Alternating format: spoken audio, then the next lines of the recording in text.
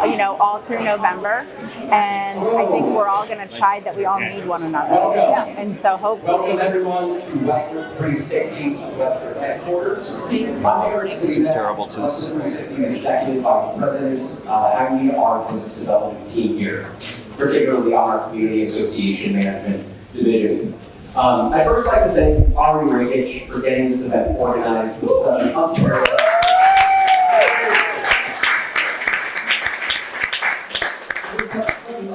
group of players in Chicago's real estate industry.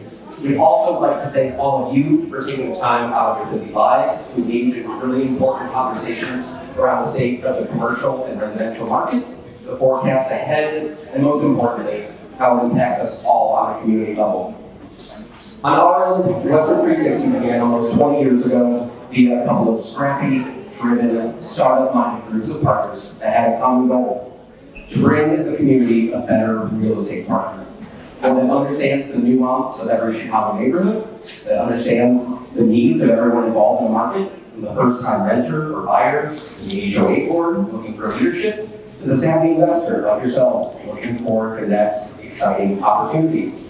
We're really proud of not only the amount we've grown, especially this last decade, but how we've grown. The majority of our leadership team across our departments consists of a number of tremendous women.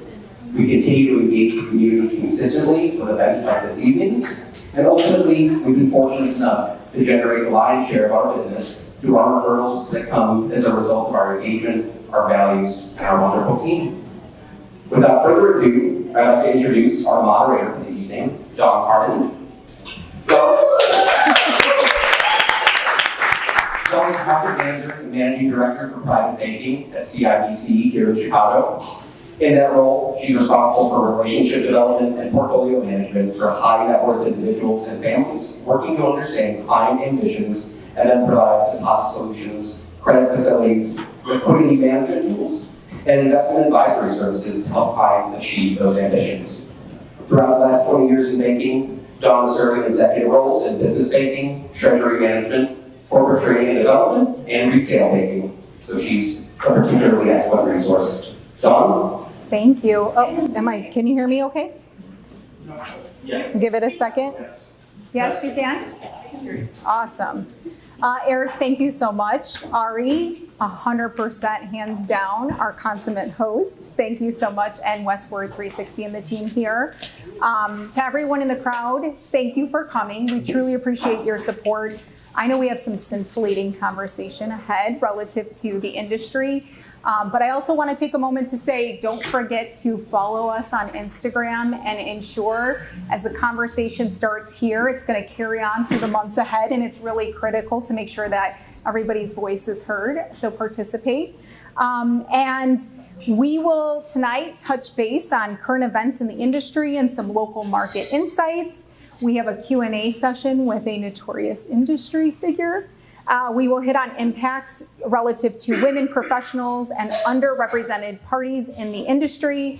And we'll conclude with thoughts about the infamous outcome of the Chicago real estate transfer tax. So I want to go ahead and start by kicking it off to Adrienne Morawski. Adrienne is a local government affairs director for the Illinois Realtors covering Cook County. Adrienne has worked in the real estate industry for 14 years, and prior to her work in Cook County, she was with the National Association of Realtors as the state and local policy representative in Washington, D.C. Adrienne is an alumna of the Goldie Initiative. If you're not familiar with the Goldie Initiative, it's a program designed to help develop the next generation of women executives in the commercial real estate industry.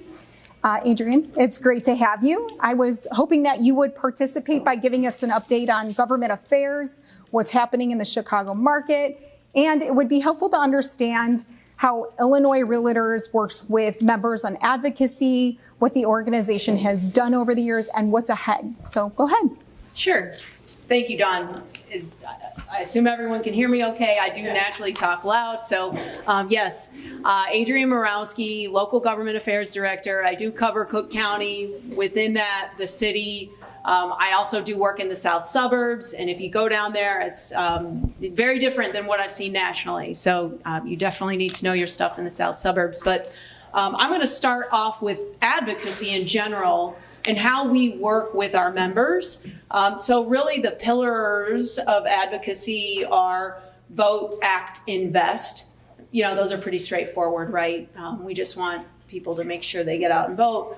Acting is if, if there's a call for action, if there's something going on, if our lawmakers are going to consider a proposal that's going to impact real estate, we have various calls for actions that we ask members to participate in because it's a direct communication channel to your elected officials. And acting is just, that's a whole, it's a part of the advocacy that realtors do. And then of course our RPAC, which is the Realtors Political Action Committee. You know, our members are very engaged in that, and it's a very powerful force. And what I can say is transitioning away from just what the basis of our advocacy is, the vote, act, invest. Over the last year, we've been heavily involved with a lot of issues. But I'm only going to talk about two right now based off of just the past, which the first one is the real estate transfer tax. And I'll just kind of set the menu for later discussions because I know that's a really hot topic. But what I can say is, of course, the realtor advocacy was instrumental. But I will say that the coalition was insanely strong over this. Mike, who you'll hear from, there were so many people involved in a coalition to help educate voters, right? So NBOA was doing their thing, educating voters.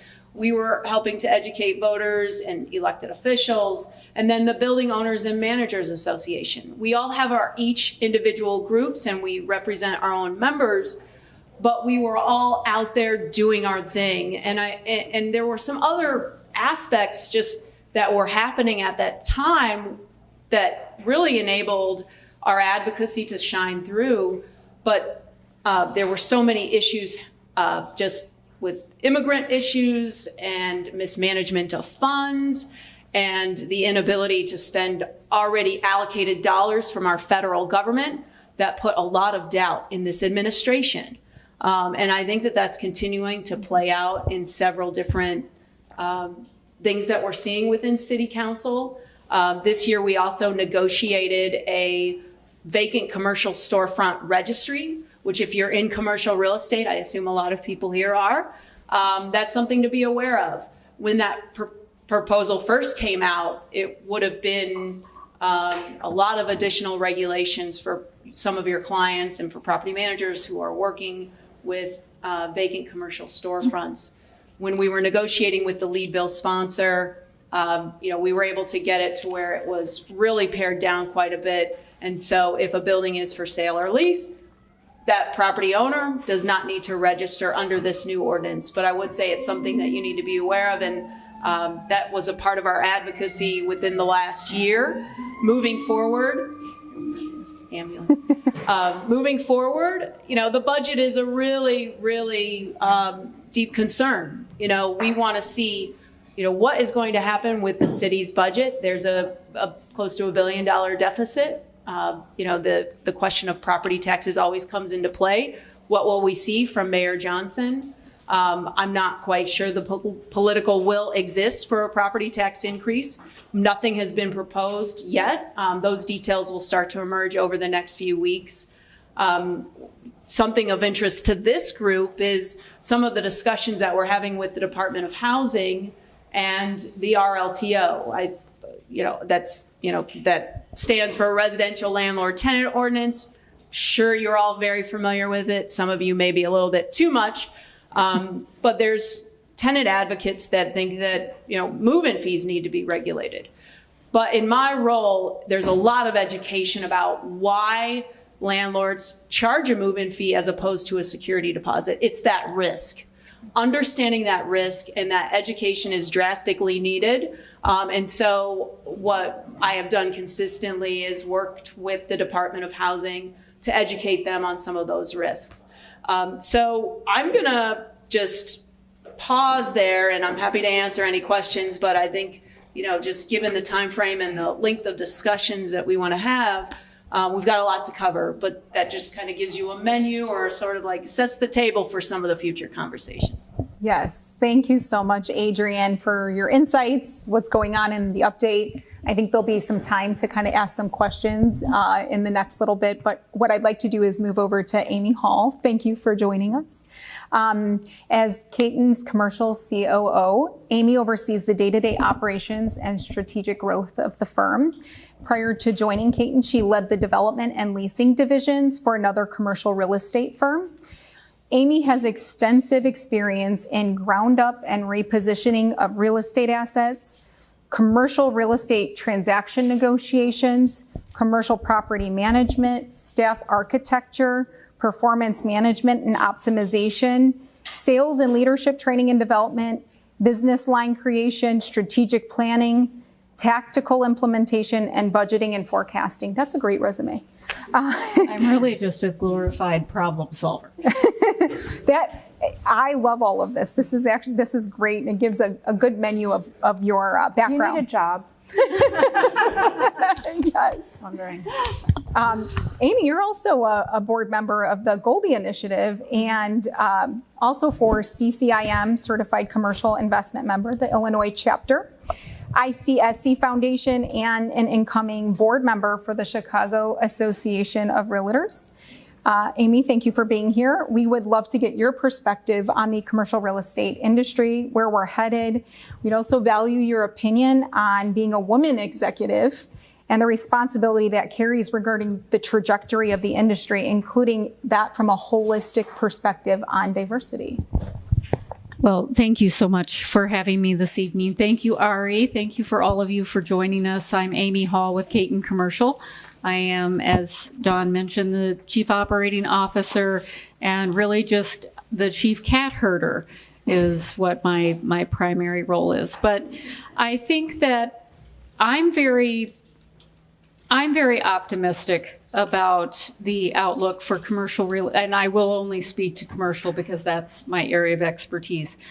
But particularly in the collar counties and suburban marketplace, I think that we have continued to see stability around the Chicagoland area. I do have concerns around the tax implications because, of course, all of the added costs that continue to pile into the pro formas of properties continue to be pushed down to the tenants. Rent is a function of revenue. Value is a function of rent. So it is important that we continue to keep our eye on just the policies and the tax implications and the different things that we can contribute to when it comes to advocacy and action in our industry. From a asset class perspective, retail has stabilized to a great extent in the suburban markets here in Chicago. So that is something that we see a lot of activity on, especially for the services side and the food and beverage side of things. Soft goods, it still depends on which suburb you're playing in. I think that we've always been a very, very attractive market for the industrial sector. We've enjoyed a very long season of success in industrial. We've seen some compressed cap rates that have really put pressure on that market. And even though we're seeing some cap rates reaching into the 6s and the 7s, that doesn't seem to be curbing a lot of demand. There's strong rent growth, although again, we're reaching prices where, it can be a concern. So we have to be cognizant of that.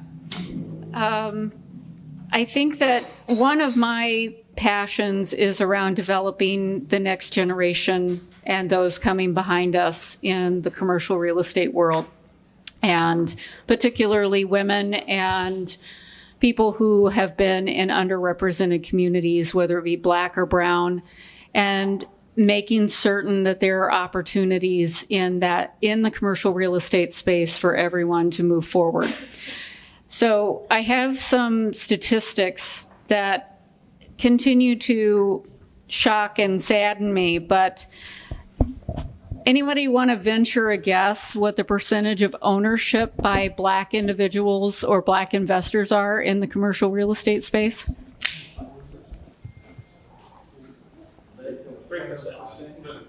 3%. 3%. So, and growing, absolutely. So that is part of what I see in the future of real estate. As the complexion of who is at the table continues to change, that is going to continue to change our landscape. People of diverse lived experiences are going to bring different perspectives, different talents, and different things to the table that are going to benefit all of us. When I first started into a management role in 2002, there were right about 1.6% of women in C-suite roles in commercial real estate. That was 22 years ago. There are now only 9%. And growing. Yes, Exactly. yes. Exactly. So I say that just in the perspective of we have so far to go. Less than 1% of commercial real estate developers are Black. Less than 1%. It's unacceptable. So as we continue to adjust the barriers of entry to make sure that everyone can be at the table and making changes to the real estate landscape, I mean, that just continues to make our real estate future more bright. So I'm very bullish on the future. Wonderful. Thank you, Amy, and thank you for your insights. I agree with you with regards to trying to continue to influence diversity and inclusion, making sure there's opportunity. Well, we have to. It's not a matter of initiatives. It's a matter of living an anti-racist and anti-biased life. And that's just... And the more integration you have, Absolutely. the sooner, the more that's a broader mainstream. And actually, that's such a great segue. Yes. Relative to trailblazers in the industry. I actually want to take a moment to say thank you so much. I'm honored to be able to host tonight and actually do a little bit of a Q&A session with a woman who knows how to bring some energy to any conversation I experienced yesterday. Randy April Fifield. She is the founder and chairwoman of Randy Fifield Modern Living.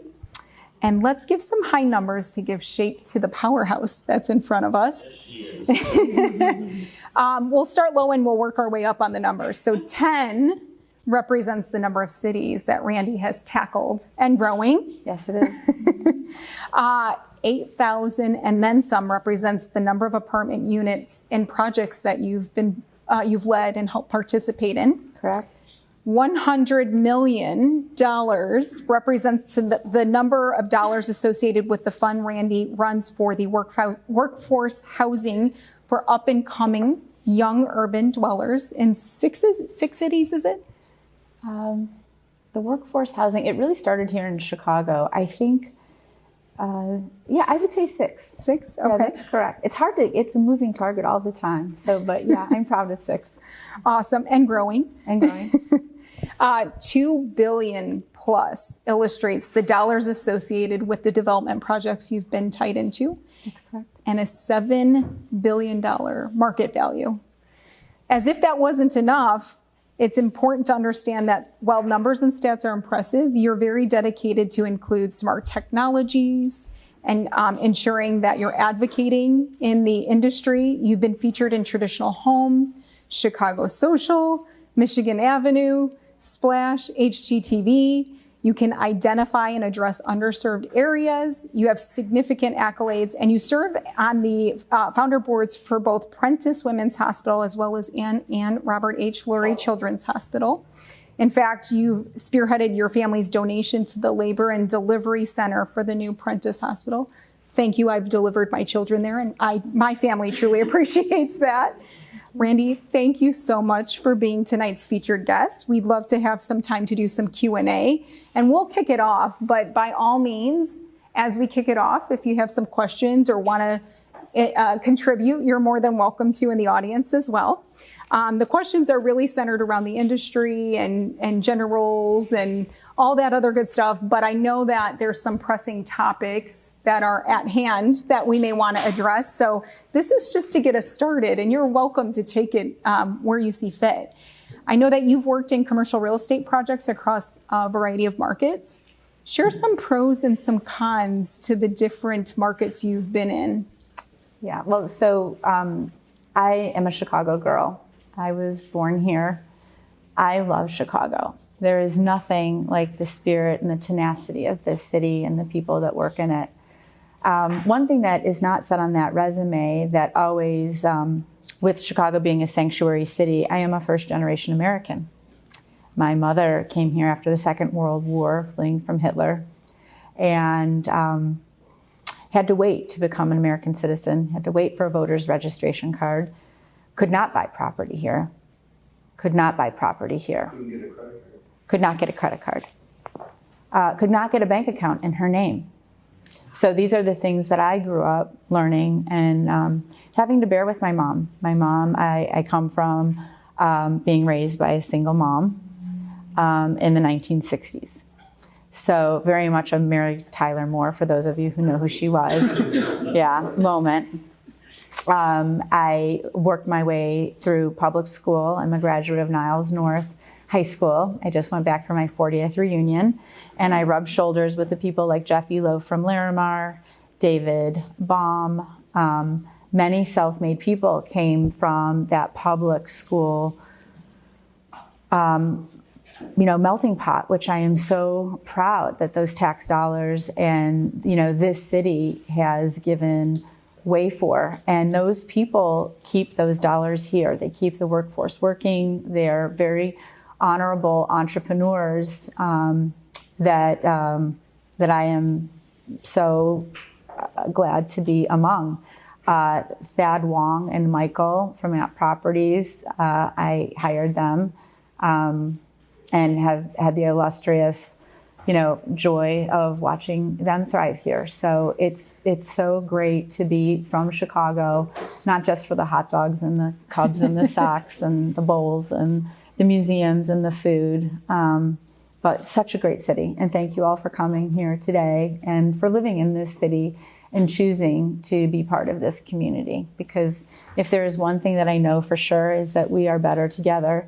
And hopefully, we'll give you, everybody here has contributed so wisely, but you'll go and you'll pay it forward by sharing what you've learned and standing shoulder to shoulder with other people, which is how the mansion tax got voted down. I was here a lot in Chicago. I know that I don't reside in this city anymore, but I work here every day. There are a lot of Fifield buildings. We used to fly flags off of them. We don't fly our flags here anymore. But I work here every day on behalf of everybody in this room and all the people that live in our projects. And that's an honor. And the advocacy that we're all here to talk about today, everybody needs to be talking. I mean, it's gotten to the point that everybody needs to be aware, whether you're a renter, whether you're an owner, whether you're an operator, whether you're driving a bus, whether you're a cop on the street. I think a lot of what happens is that people have not been informed appropriately, and they just get inundated by TikTok and Instagram and the newspaper and their dog and their kid that has to do the homework. And life is so hard. For those of you that do follow me on either Randy Fifield Modern Living or Randy Fifield, I've had such a year this year. 3 of my friends have passed away unexpectedly. I have 5 children.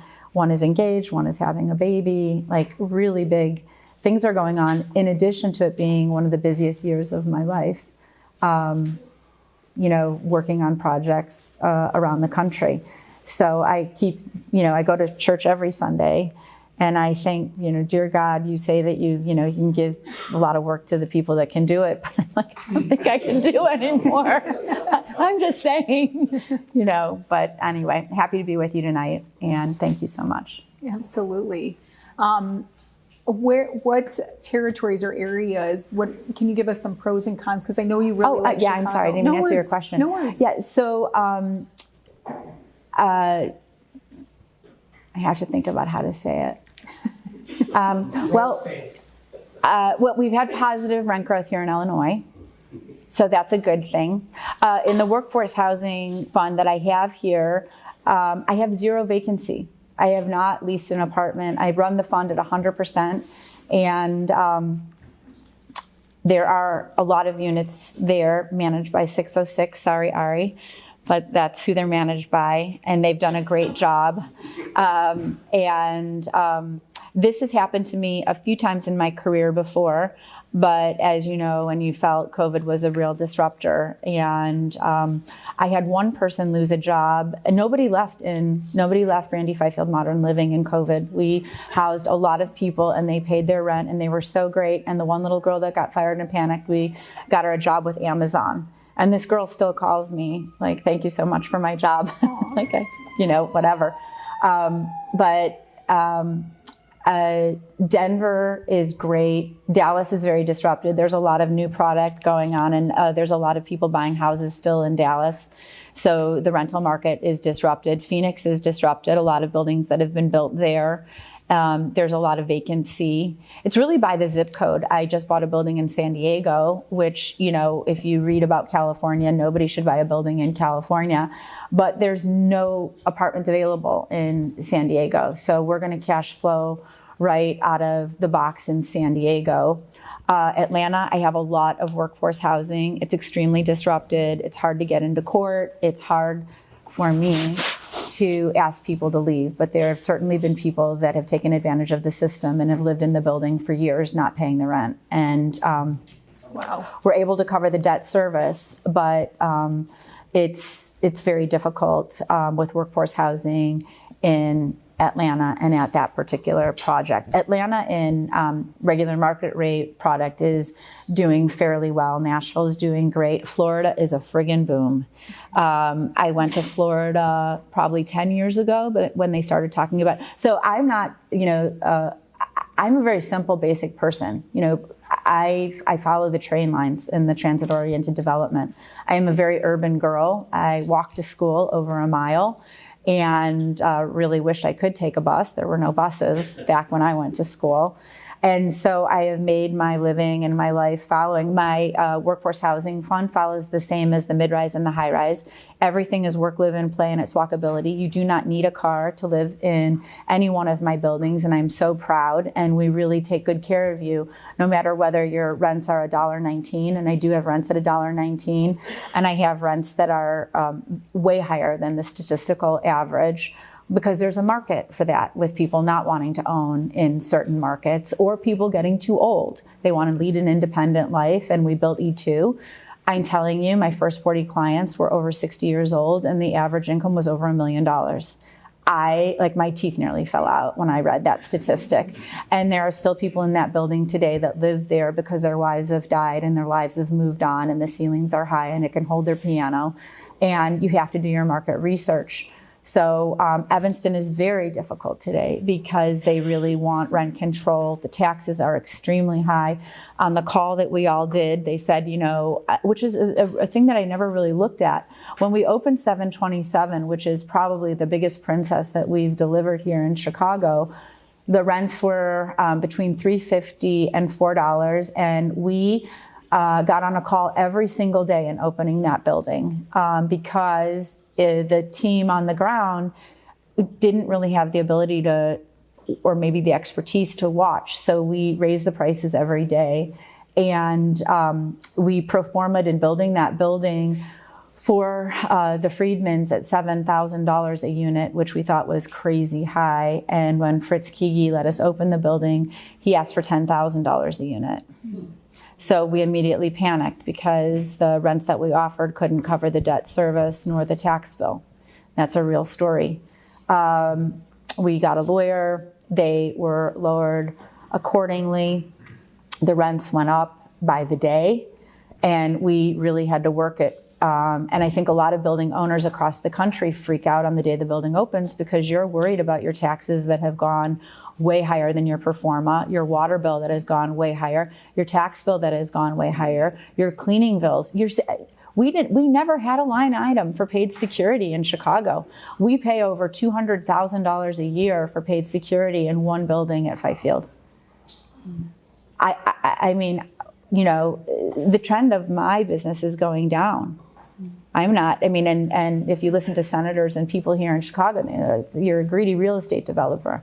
I say, I really beg to differ with you. I mean, we can talk about that problem later in the room and how it can possibly be addressed. But the cost across the board for me running real estate here has been impacted. Yeah, it's a really hard story. So I can talk about a different market if you're not interested in Denver, Dallas, Chicago, Florida, Chicago, you know, San Diego. Maybe not a different market, but I know you mentioned by zip code is really how you differentiate. Sure. Are there territories that you're exploring expansion in or you're potentially interested in taking on? Well, so I just, I walked through Avita. Avita is in Aventura, Florida. I think that no matter who goes into office, Florida is still going, it's a thriving place. They, you know, they're attracting business. And, you know, one of the concerns, when Ari called me, she said, Rand, I just want you to talk about one thing. I want you to talk about how we can attract new business and how we can save Chicago. And I was like, oh, Ari, I don't know. That's like a pretty tall order. Because, you know, one of my great persons that I loved was Ken Griffin. And Lori Lightfoot hated Ken Griffin and was so happy to see the day that he left. I was on my knees crying the day Ken Griffin left Chicago because he was a great donor to this city and a great man. And we are very lucky to have him in Florida where, you know, all of those good things happen. So you really have to take care of your good people in your cities, your key holders, your adversaries to attract new business. And, you know, Indiana, Michigan, and Wisconsin, you know, Michigan has the Lions, which is such a fun football team to watch. And Indiana has great things going on. And, you know, you can take a train. I actually did some money lending to a development project in Indiana that I was looking forward to building. With an old partner of mine. And I said the marketing is going to say, you know, if you just took the train, you could save X amount of dollars. And that's a true statement. And your life would be better because a lot of people, you know, in COVID had to go back to driving a car. But in Indiana, you could live in a pretty swanky apartment and pay a lot lower tax and work in Chicago and take a lot more money home. And that's a statistic that's still true today. So we should be fighting for our people to stay here in Chicago and fighting for new business to come here.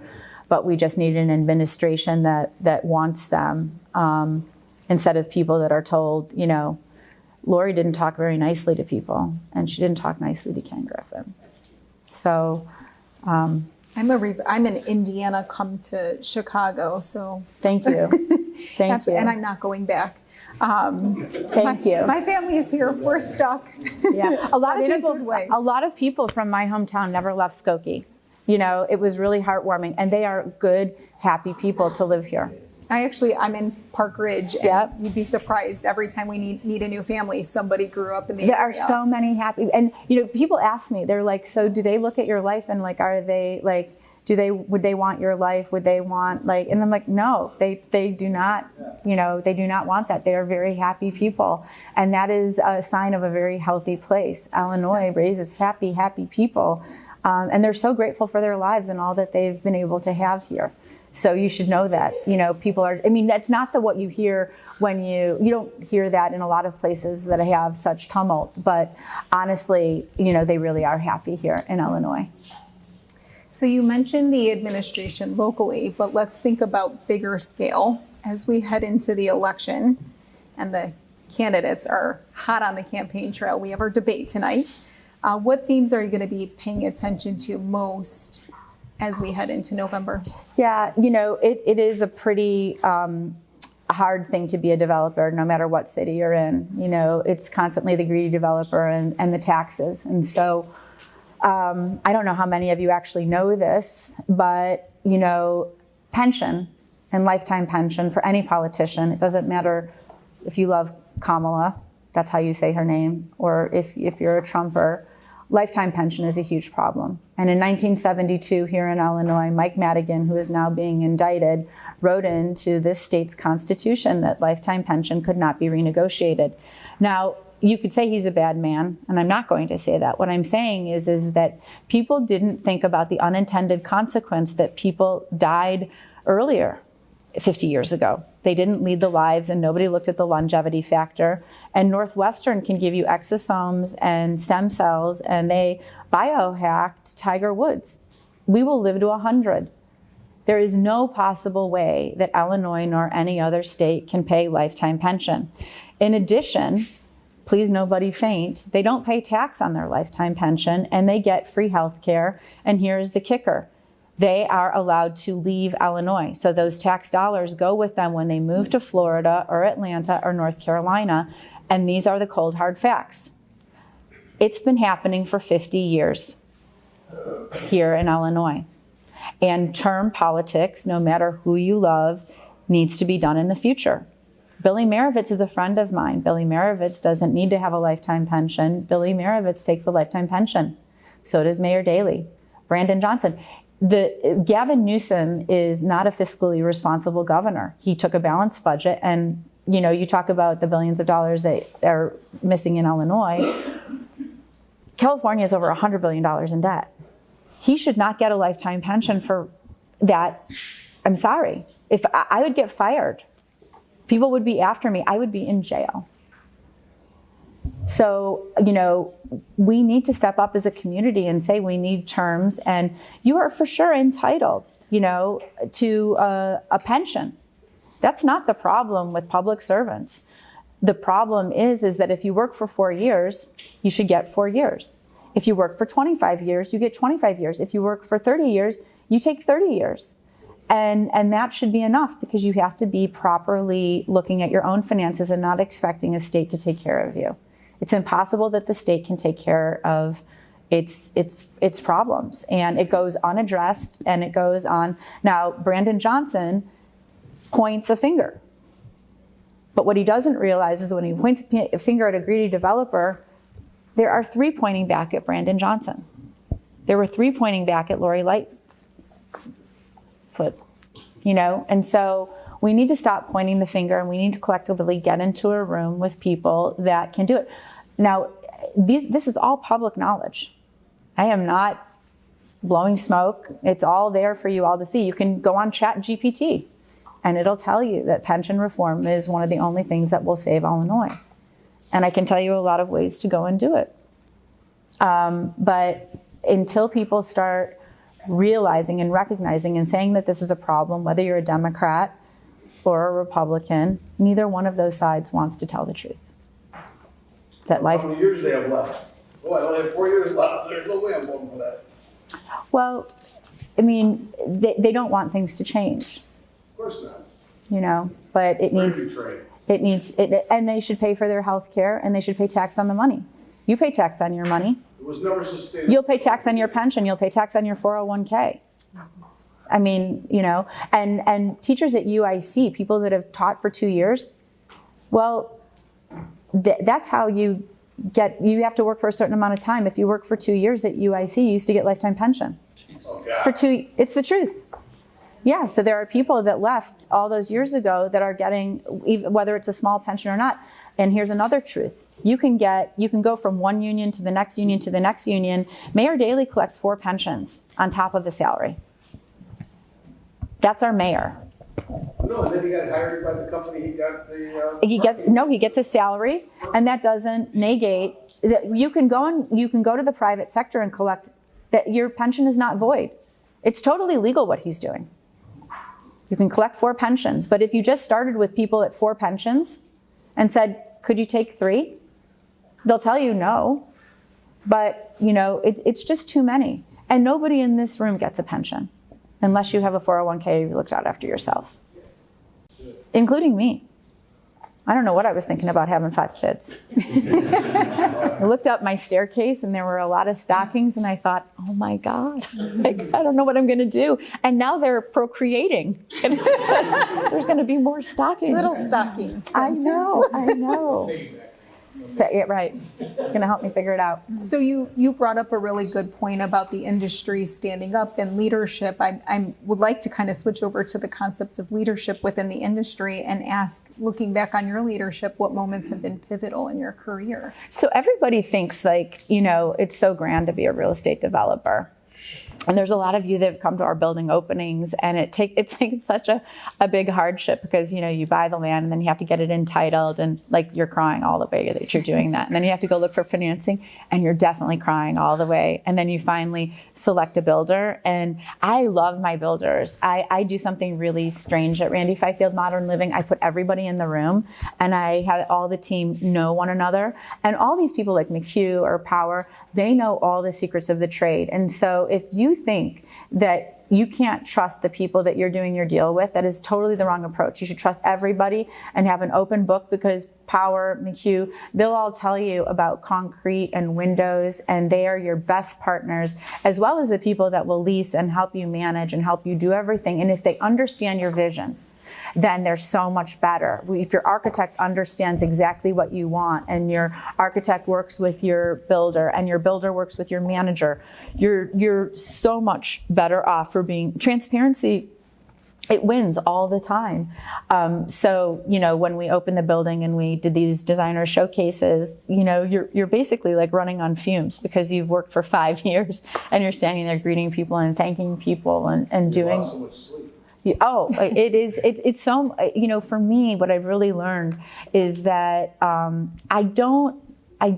risk that you take in order to build a building is you take so much risk to build. And it's so hard because, you're constantly talking to people and like, you're the bad person. And I'm like, I don't know. I think I'm like trying to be the good person in the room. And then you look in the mirror and you're like, I don't know. Am I the bad person? I don't know. But it's a very confusing thing. The other thing is like people giving you awards or being published. There's a lot of responsibility, and you feel in going places. People, it happened to me on the street yesterday. I was walking with somebody in the industry, and people were like, "There she is, there she is." Like they're happy that you're back in the hometown, but it's hard to be a developer and. There's a lot of highlights and there's a lot of good things. Selling a building is always a good day if you're making money. That's always like, a happy day that, that you've done a good job, right? You want to know that you did a good job and that you're passing a baton. And the hard day is when you attend the funeral of somebody that had an accident on your building and that fell. I remember the first time I had a building on fire. I was nursing one of my daughters, and the fire department called and said, I'm sorry, am I supposed to send the fire truck? And I'm like, I think that'd be a good idea. This is my personal residence, but I'm not there. And she's like, can you go? And I'm like, I don't think so. I don't think I'll be able to attend that fire, but thanks for sending the truck. Yeah, so that was a shocking day. Because you're already vulnerable when you just come home from having a baby and you're nursing. So there's many, many highs and lows. But I think like I do get pretty jazzed, like, looking at the skyline and all the people. We've employed hundreds of people. We've changed people's lives. We change people's lives every day as they get engaged in our buildings, and we give them safe passage, or we, handle things. So I'm doing for sure, like I live my purpose every day, and I love that. And I feel like being a woman and being my age, I'm 58 years old, there was nobody there to show me the way. I basically just blazed a trail, yeah, by myself. See, even then, I can't even say the word. It's mommy brain. Hamana, yeah. So you mentioned traits that help, like transparency and communication and pulling it all together. Yeah. Are there traits that you think derail professionals in the industry that they should watch out for that you'd like to share? Yeah, for sure. I think, overreaching is a big problem, and not like you should be forecasting. We used to try to forecast five years out, but that's too far out now. You really should be doing 3 years and seeing where things are at and being very measured. I think, cash in the bank is always a good thing, and people today live for today. I am like so amazed at like the Apple like Pay, because you don't realize how many times you're like clicking that button. If you ask Steve Fifield, he'll tell you I have the first penny that I ever made, and I can assure you that's not true. But I think you have to be really, you have to watch what you're spending, and you have to save. I think opening up a Roth IRA for your kid is a great idea, a 401k, human capital. 3 of my children have graduate degrees. When I was at Niles North, nobody cared about filling a bucket at school. Like, it's a different world today, but I also don't think that everybody needs college. I think there's a lot of people that are self-starters that can do it, and that if you have children in the room and they are not interested in college, as long as they contribute to society with a charity or a job or finding their way, I think that my dad would always say, like crying, like, you're such a pretty girl, like you should be a broker.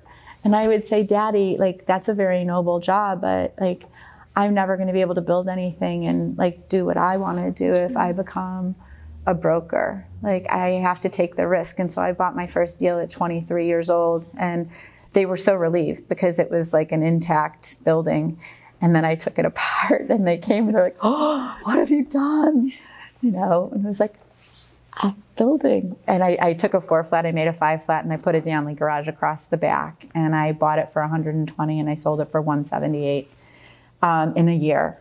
And wow. So that was like really good. But after my parents left, I sat on my living room floor and I cried, thinking I wasn't sure if I'd ever get it, done. So there's a lot of different ways that you can do it. I think if you don't own real estate, I would encourage everybody in the room to buy 2 flats and 3 flats are really hard here because they really don't pencil. 4 flats and 5 flats barely pencil. But if you can get a 6 flat, and if you could buy it with somebody, 6 flats, even JP Morgan, it'll pencil and it'll cover the debt service from the day that you buy it. 7 and 8 flats, 10 flats, there's a lot of opportunity. And over the next 5 years, you'll see a lot of opportunity. If you buy a building, please send me a thank you note, because I'd love to know that, you've all bought a building and done that, but that is the God's honest truth. And you can hire a professional manager at a 6 flat. So you can hire Ari, you can hire a property manager. Do you think that's right, Ari? 6 flats? Absolutely. Okay, good. I'm glad that I'm... You'll start with a condo, will help. Yeah. So, there are lots of people so many people came to help me, by the way. Like, they're like, people think like I did it all by myself, and I didn't. I didn't. Even Power Construction is in the room. And I was doing a house in Aspen, and the owner or chairman was Al Gorman. And at the time I had a family member that was really sick, and he knew where my house was that I was developing. And he skied off the mountain and he said, I'm here if you need me. And I thought, oh my God, like it's so amazing. So many people come for you. And also if you're in trouble, communicate it faster. Do not hurt yourself. Do not worry. Like tell somebody that you're in trouble or that you need help or that you're worried, because nobody should go it alone. So I think it's really important to communicate whatever it is that you have going on. Don't go through things alone. People might not know if you're putting on a brave face, but if you're not feeling good, and if you have something, or if you become sick with something, everybody wants to bring you soup. Everybody wants to come and sit with you. You might not think that's true, but I am telling you, people want to help you. There are a lot of good people in this world, especially here in Chicago. So one of the things that I wanted to ask, that's such a good segue. In regards to like as a leader and having self-doubt and staying humble, I have somebody in my life that similarly, they did not ask for help right away, and the circumstances declined drastically. Mine too. And so it's really important to reach out. And I have another example of somebody that actually did ask for help, and it involved the bank. And it turned out to be that they got the help in the right amount of time to get back on track. And so I know that leader since sold his company for $140 million, and he's doing well and super excited. But I know every day he talks about having self-doubt. So I'm curious, given all that you've experienced, do you still have moments of self-doubt, and how do you cope with that? Yeah, for sure. So it's funny thing, I've been doing this all my life, and I still go and look at every deal in person, and literally I friggin' vibrate. Like when I'm like, oh, like I know it's gonna work. And sometimes I go and I have gone to a neighborhood and I have gone to look at one other building, but then I'm like, oh, but there it is. And it's across the street and it's whatever. I think, it's only human to, become really concerned and doubt and become fearful. And I think that's why I go to church and I'm a very faithful person, is because I do feel like, the universe has given me so many special opportunities and put really special people in my life to help me make those dreams come true. And my bankers are certainly, CIBC is my banker. I have a lot of bankers. Northern Trust came in my divorce and loaned me a lot of money, which, a lot of people think, in fact, I thought that for myself. I thought, oh my gosh, and going through all of this, I might become what's seen as unbankable. And they were like, what are you talking about? Like, we love you, go. And KeyBank gave me money. I did more business in COVID because people were so afraid and they couldn't hold on, or they sold things and, their life savings in the stock market. And it was a really crazy time. But again, being scared and then saying you're scared, but going anyway, show up. Yeah. Even if you're scared, just show up and, say, I'm really scared about this, And I've gotten so many things wrong, and the wrong things taught me so much better than getting things right. I'm so thankful for all of this automation and Textura and things that'll do I'm good with the math and I understand, but getting those friggin' line items with all the zeros and the columns, I had to use graph paper when I would go to do my loan draws, and even using the friggin' graph paper, they're like, you are 9 cents off. And I'm like, I'll give you the 9 cents out of my pocket. And they're like, that's not how it works. And I'm like, please give me the money, because I don't have any more in my piggy bank to pay all the people that are on that manifest. So those are really hard days. And so thank you for helping all the people that you help. And thank you for helping all the people that you help, because nobody does it alone. Do you think that men also experience self-doubt? Oh my gosh, for sure. I think it's harder, no, for sure. Yes. The man ego, right? Yeah. And most people, I'm so grateful that I'm a girl. Most people, they think I'm Steve's brother or I'm a boy. And then they're like, oh, we can't start the meeting until Randy is here. And I'm like, I'm here. And they're like, you are the Randy? I'm like, they're like, oh my God, I thought you were a man. And usually, when I was very young, that never went well. But now I'm old and I'm like, doesn't matter, just get over it. I actually love that, because my oldest daughter is Cardin, and everybody refers to her as him until they meet her. I was drafted because, I got drafted and I had to go in person. It's a very funny story. And then freshman year at Niles North High School, I didn't know that B104 was the boys' locker room. And so I opened the door and I was like, oh my God. And the football players were right there and they're like, girl in the house. And they picked me up and they just passed me all the way back until I was at the back of the boys' locker room. So I literally met a lot of boys that year, like this, as I was running out. And they're like, that is so hysterical. And which came up at my high school reunion. I remember meeting you in the boys' locker room. Yeah.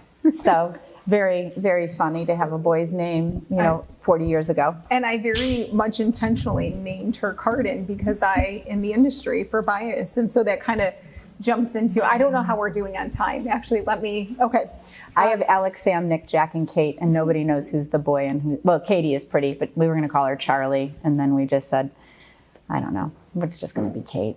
So we kind of wrecked it at the end. As a banker, I've had my fair share of, conversations around women leadership and representation, just like you had mentioned, Amy, in industry. And so I wanted to kind of hit on the topic of gender differences as well. And so the name thing worked out perfect. So thank you for the segue for that. And if the business case for having diverse teams is so clearly demonstrated, then why have businesses in general, especially in the industry, not have made much progress, or at least more progress, with having female leadership? Female leadership is so hard at the top, and unless, like, we specifically found a woman to build us, Sinclair. We had a lady foreman, we had a woman in charge, Power Construction, McHugh. They all put women at the forefront today, but I think it takes a woman to ask for a woman. And women are, one of the things that men are actually unnerved about is the fact of how collaborative women are on the team, and how the team just goes better. And that's in, the ivory tower, that's on every board. Because if you don't have a woman on your board, if you don't have a woman in your room, half your world is missing. So you really should have a woman in the room at all times to not level the playing field, not to take your job, but because their opinions really matter. And I wouldn't say that, Greg. I mean, My wife, understand where I'm coming from. yeah, but women certainly are half the sky, and that's why you should have a woman. So you have their concerns, and you have what drives them. The Goldie Initiative has been great. CCIM has been great. Women should know more about math, and I think even men should know about the budgets and about things that are going on in Illinois, because they're not looking at the bottom line. And I think, when politicians stand up, I think a lot of the politicians, like Brandon Johnson, is not a mathematician. He is not well versed in budgets and all sorts of things. So, hopefully, Help him. I'm sorry? Help him. He needs you. Will he let that happen? Will we accept the help? Help him, really. Help him. I think you should. I think it's above my pay grade to help Brandon Johnson. Yeah, no, I don't think Brandon Johnson's calling Randy Fifield to say, help me with this budget. I think we'd have very different points of view if I had to go. You might really appreciate your whole thought pattern. Well, then you can make that call, Greg. Every time I see Greg, he gives me a long list of homework, and I'm like, I'm not going to talk to you anymore. I'm going to run. He's like, I know somebody I could introduce you to. Lauren, you're going to understand where I'm coming from. Okay. There's no question about it. On that same topic, do you think that women face higher standards when they are in the room? Sometimes. You have to do price, time, and quality, and you should really be data oriented in how you're spending your money. So we look at faucets, we look at closets, we look at all sorts of, you have to be financially done. And sometimes, one of the things that's changed in the industry is that it used to be 50 years ago or 40 years ago, there was only one way to fix it. But today with technology, there's so many ways. And so, we ask price, time, and quality, and we tell our bankers and all the people bad news first and faster. And before we do it, we normally have like 4 people working on the answers. And so it's really important. And there's a lot of different ways to skin a cat. There's a lot of, Power Construction is still signing billion-dollar contracts. Here in Illinois, that money is staying here, and they're solution finders. So you want to be curious, you want to stay curious, and you want to look for the problem solvers in your world, and not the naysayers, like not the Gullivers, like you can never make it, we're doomed. You want to look for the people that say, like, I know about this, and if I don't know about this, I'll go find an answer. And just because it's always been done like that doesn't mean that it always has to stay. You don't have to do it the same way. You can do things a lot smarter and a lot more efficiently than ever before, and things are changing. So hopefully, one of the solutions actually for Fritz Key and the taxes that I'm actually going to take back to all of my people is say, we should actually say when people say like the rent is going up and the $4 rent is too high, we're going to show the actual base rent and we're going to show how much of that rent goes in taxes. Because it's about 40% of the rent goes to Fritz Keegi. So like that's a pretty high number. And businesses don't run on 40% margins, Fritz. Most businesses run on 3 to 5%. 40. That's what the state is getting on 727 at Sinclair, at Next. So 40%. And it's all, in all the other buildings. So I think that, you know, whether you have a 3 flat or a 6 flat, when you look at that, Mike said, you know, he went home and did the math too after we were on the call, and his is 12%. Well, 12% that's his biggest cost. That's because I don't need to do it. That's so. Are you okay if we, do you want? Mike will kill me if he misses a presidential debate, so. So I was gonna say, I'll keep it moving along, and actually that's a really good point to lead into Mike's portion of this with the transfer tax. And so I wanna, first and foremost, Randy, thank you so much. Oh, and for being candid too. I know that Randy is a hard act to follow, but Mike, I know I feel like Barack Obama at the convention. we know we got the right person for the job. That's all that matters. Can I say one thing? Yes. Because Ari put me up to it. I have, Should I do it? please. She begged me to do this. I did. Everybody, take a selfie. Just do it. Take a selfie with somebody right now. Anybody.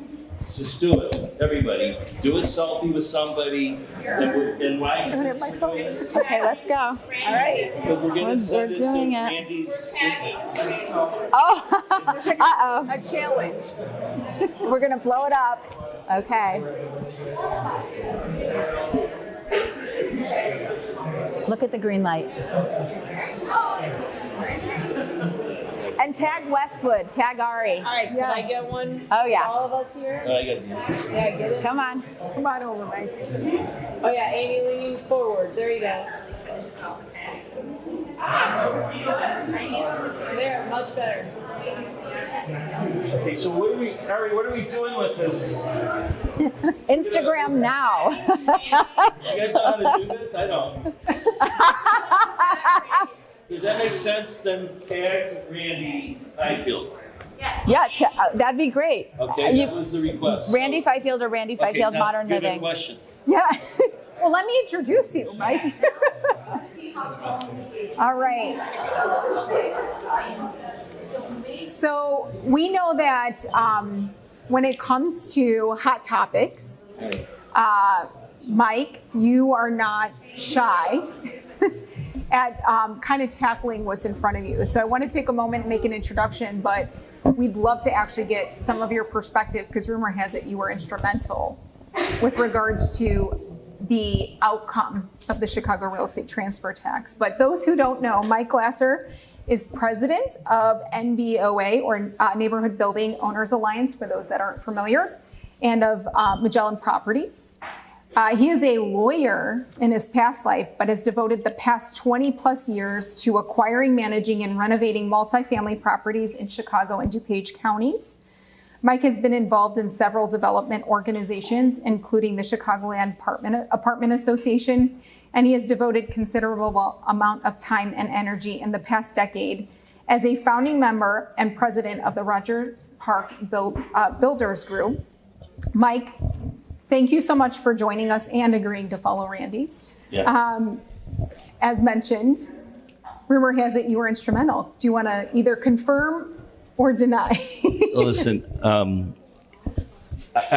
it's a success. It was astonishing that we won that. I didn't know where to go election night, so I went to I knew where the Republicans were meeting at Billy Goat Tavern, and along with one of our colleagues. But we have a PR guy, and the PR guy says, I'm preparing 2 statements, one in case we win and one in case we lose. And That's right. I never thought he had to draft the one that involved us winning. And then suddenly he calls me on my 3rd beer, and he says, how is it? And I said, fine, without even reading it. But the fact is that this is why you have a professional PR person. He made the most brilliant statement. And his statement was, it essentially said, we're not going to spike the football. There's still a problem in this society, and we want to be part of the solution, which we were not asked when this stupid transfer tax was proposed. And on the other side of the equation, the progressive movement, or those that were supporting, were calling us people that put profits over people and the greedy landlords. And the Tribune actually called them out on it a few days later, mentioned me by name. And I think I might even frame that one. It was really cool to be in a Tribune editorial. And they suggested that Brandon call me, which he hasn't. But anyways, it was a great victory. We can thank the southwest side of Chicago, maybe perhaps the northwest side very much. A lot of the Latino owners who are homeowners in the southwest side got the message. Our people, not our people, but the Resolute people did Spanish television, and the other side didn't. And that might have made all the difference in the world. So it goes back to representing the various. I'm sorry? It goes back to representing those that are underrepresented. That's right. So we perhaps moved the needle a little bit. We tried a Facebook campaign in the last 6 days. Who knows what works? But people do vote their pockets, and that word got out. But I really, because I think we all want to go see this debate, but I really would like to spend a few minutes on another topic. Yeah. It's very much related, because how important was this transfer tax to all of us in the real estate world? Was it important to everybody? Mm-hmm. Well, I'm going to suggest tonight, and I'm trying this out, and I plan on repeating this. There's an issue out there that's equally important from a tax perspective, and we have to pay attention to this. We're paying a lot of attention to the first item on the ballot, and it doesn't matter in Illinois. We know the outcome in Illinois for your vote. But we're spending a lot of time, we're going to watch a debate, we're going to blah, blah. The most important issue I submit to you all is the last item on the ballot. After we work through the Water Reclamation District, the judges, everything else, the last item on the ballot is school board. This school board election is super important. Super important. And this is my question. I feel like I have the pedestal and the ability to talk to my colleagues, especially those of you that live in Chicago, to pay attention to which of the 10 districts you live in, and find out which candidate. There might be 2, there might be 6, or anywhere in between 2 and 6. Find out which candidate reflects your viewpoint. But the CTU, and I'm sorry if there's anybody here who's supporting the CTU. The CTU, we all know the issue, don't we? It's having a mayor who received about $2 or $3 million from the CTU to get elected. This is the same CTU that put $400,000 into the Bring Chicago Home.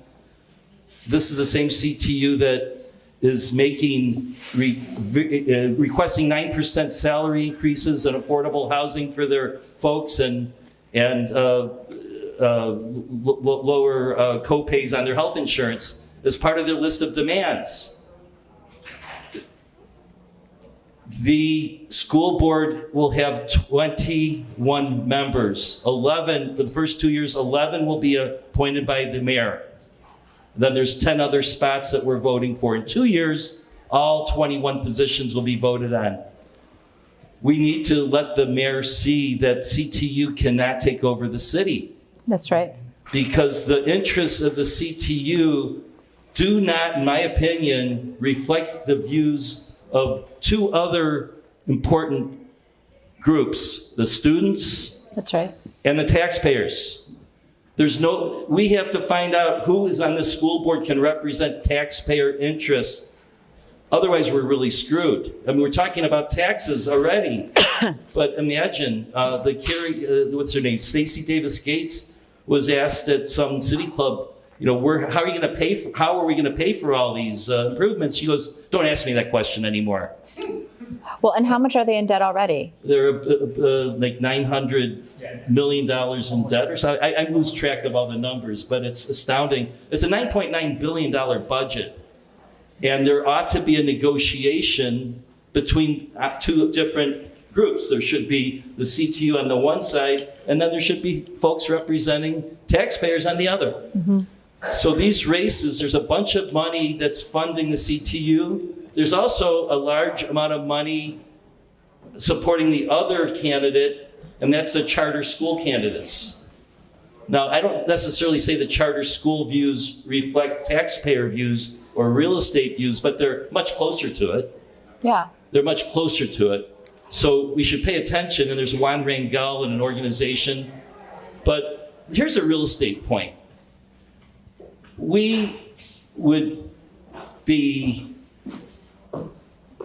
losing sleep if we had an apartment building that was 10% vacant. Doesn't work. Well, can you hold that? Sure. We've lost in the last 10 years about a quarter or a third of our students. Enrollment is down to 25% in the past decade. Over 1/3 of the schools are under 50% capacity. There are high schools that are under 10% capacity. These are big buildings that are expensive to heat, expensive to staff, and they might have only 20 or 30% of capacity. Now, listen, there's a social equity issue here, and Ram felt the effect of it when he summarily closed 50 schools 11 years ago. But right now, with the charter school folks don't want to close schools either because they're worried about the administration closing down charter schools, right? There's no, and I'm not saying schools should be summarily closed, but it should at least be on the table. Right? Go ahead, Randy. Yeah. The other thing is that we need more trade schools so that these students could learn a trade. They could learn to cut hair. They could be a pipe fitter. They could get jobs going right out. And so all of these schools, one of Ram's pet projects was to do this with nursing, and have these schools be supported so that if you knew early on that you wanted to have a career choice, that you could leave high school and have a job. And then the other problem along with this is that it's not just the schools. Colleges are having the same problem, and there's way too many colleges that also have this problem. So actually, trade schools for children that are 13 and 14 to 18 years old, which Brandon Johnson doesn't want you to have, it's a big problem.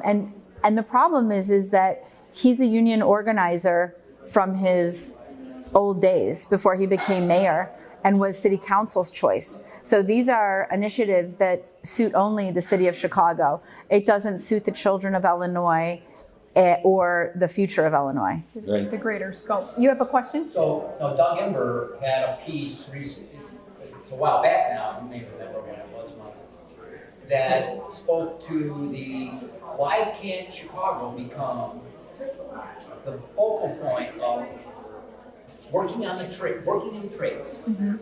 Why don't we reinstitute shop classes? I went to Lane Tech, I came out of Foundry, et cetera, et cetera. I understand buildings, I put them together, I take them apart, doesn't matter. If you don't understand those things, you can be a finance guy if you want, but you still need guys to put that beam on. And if you don't have those guys available, what do you do? So all of us need that other part of the big picture. And to piggyback on that, I'm actually a product of a trade school. I actually was a licensed cosmetologist before I got into banking, and that was my path forward to put myself through college. It's something I actually just shared with Ari right before today's session, but I think a big challenge too, just in my experience, I was a commercial lender for a period of time. There's an organization called Nuts, Bolts, and Thingamajigs. They do focus on nuts, bolts, and thingamajigs. It's an organization that focuses on getting kids in the trade, and I think a big part of that is campaigning and finding a way to get that voice out there so people are aware. And that, to your point, sometimes we have organization schools that are leading children more towards the college side of things as opposed to the trade side. Politicians can talk all they want about bringing manufacturing back to the United States. We lost it because corporate America didn't want it anymore because they found money elsewhere. Mm-hmm. But the fact of the matter is, we need that. If you're going to build things, if you're going to create things, you need to be able to build them yourself. And if you don't know how to do that, you have a The problem is that our society is built on a disposable economy. And so, another issue with it. Yes, absolutely. I mean, if we want to, part of the demand that will keep industrial strong is onshoring, but also onshoring will keep prices high. You know, you're not going to find anyone in the United States who works in manufacturing for the rates that can happen overseas. So we are a product of our own making.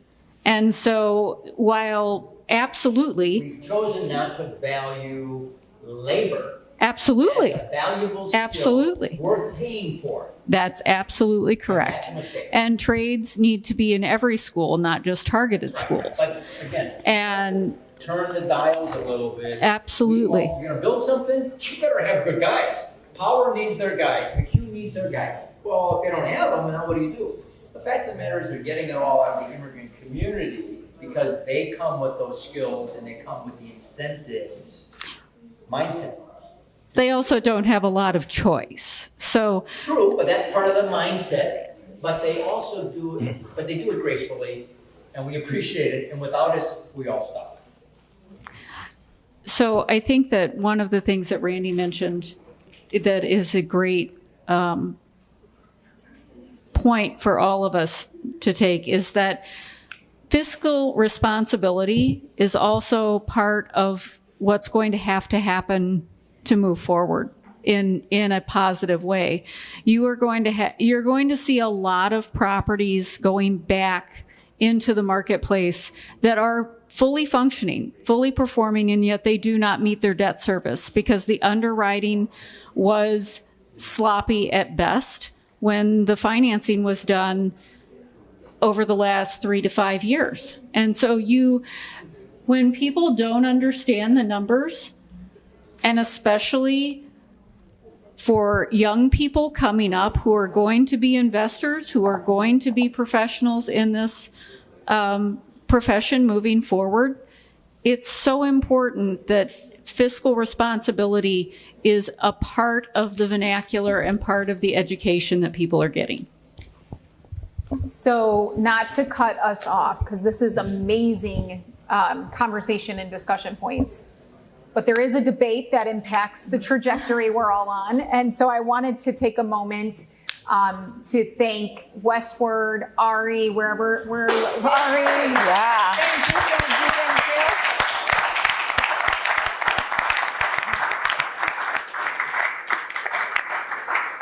you. And I think it's important to say that, as you guys have all heard, events like this are critical for bringing this community together.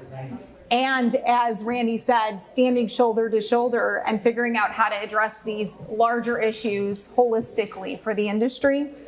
The amount of the amount of resources Ari, Westward, Eric has put into all of this is not lost. I want to personally say thank you and for inviting me I'm very honored. You are exceptional. And then just to kind of end there, I want to throw it out there. I will be I graciously got invited to the Goldie Gala, which I'm really excited for. So anybody that's going to be there, yes. When is it? The 19th, I believe, right? Yes. Thursday evening. Yes. Wow. So feel free, if you happen to be going, would love to connect with any of you there or here afterwards. Thank you again. One more final round of applause.